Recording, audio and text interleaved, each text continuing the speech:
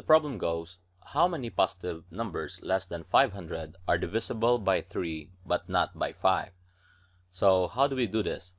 Well, the idea here is that, we need to count how many numbers are divisible by 3 first. So what are those? We could start with 3, right? And followed by 6, followed by 9, followed by 12, until we reach somehow the biggest number, which is divisible by 3 but less than 500. Let us test 500. Is 500 divisible by 3? Clearly not. How about 499? Is 499 divisible by 3? Well, it's not perfectly divisible by 3. How about 498? Well, 498 divisible is 498 divisible by 3?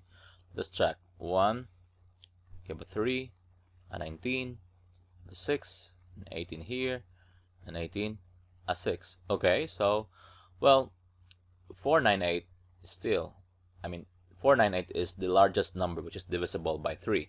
Okay, now we can then continue on to counting this one. How many are these terms? Well, supposedly it must be 166, but to be very sure, really, if it's 166, really, there are 166 terms, you can actually use the arithmetic sequence.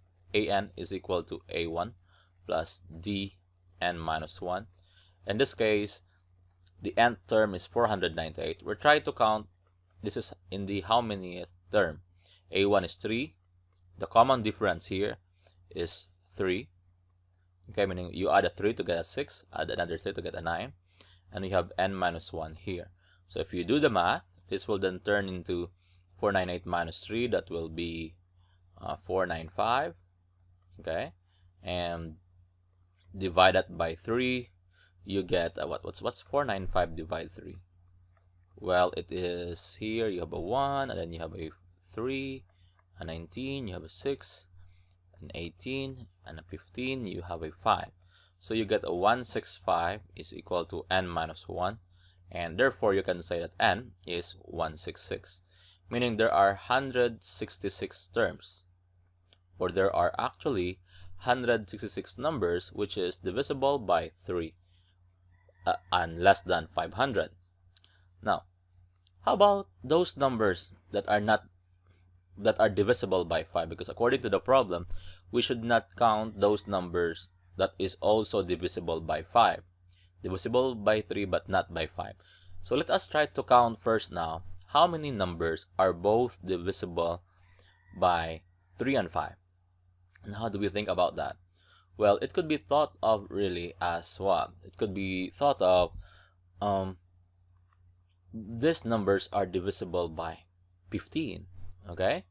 Why? Because both divisible by 3 and 5. So these are what the numbers. 15, both divisible by 3 and 5. You also have a what? 30. You also have a 45. Okay? Until you reach what?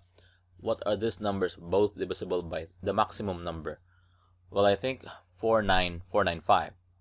Right? Because 495 is divisible by 3. At the same time, we know that 495 is divisible by 5, right? Clearly, what's that? Okay, because it ends in 5, it's surely divisible by 5.